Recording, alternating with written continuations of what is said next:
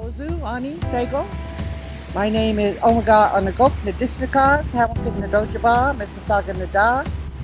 My traditional name is Leader of Stars. You'll know me as Joanne Webb. I live in Hamilton and my nation is Mississauga. Right now I am a retired hospital worker and I sit on the board of the Hamilton Regional Indian Center as the president. Ani Boju Anishinaabe Kabishwakwe Dishnakas, Magazine Doram, Flamborough Donjaba, Mississauga and my spirit name is People Brings Together Woman. I live in Flamborough, Eagle Clan, member of the Mississauga of the Credit First Nation. I'm also on the board of Dagwada Desne Aboriginal Health Access Center. Bonjour, my name is James Lemoyne and I am a graduate student at McMaster University and I'm also a member of the Mississauga of the Credit First Nation. I'd like to just let people know that this is the first time since last year. When we got our second shot was the first time since last year that this family got together. The reason that we did go and do a family was so we could see each other, but it was really nice to get that second dose.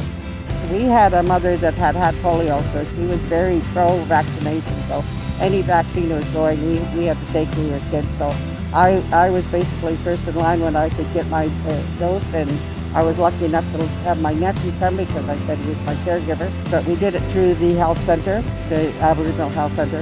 I just want to tell everybody that we can't get back to normal unless we get this vaccine. Everybody needs to be vaccinated.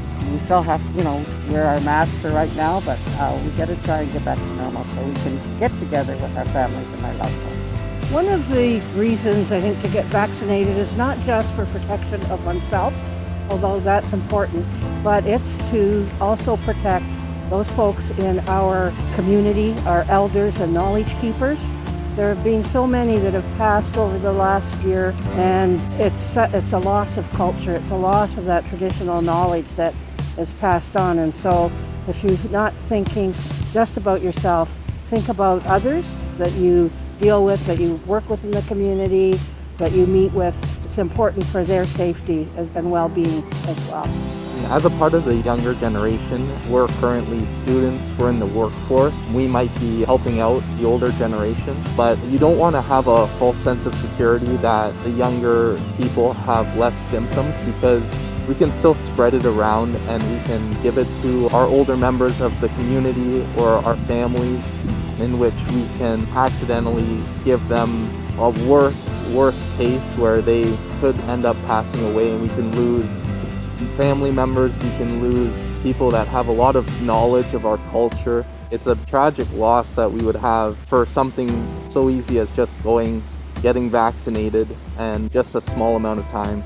So one of the things over the last year, we've had several relatives and people close to me who have passed, and unfortunately either had to attend the funeral by mainstreaming, by not attending and just having to try and show care and compassion to close relatives and friends over the phone or by email, which is really tragic, or in very small funerals that really can't give respect, the appropriate respect to those who have passed on.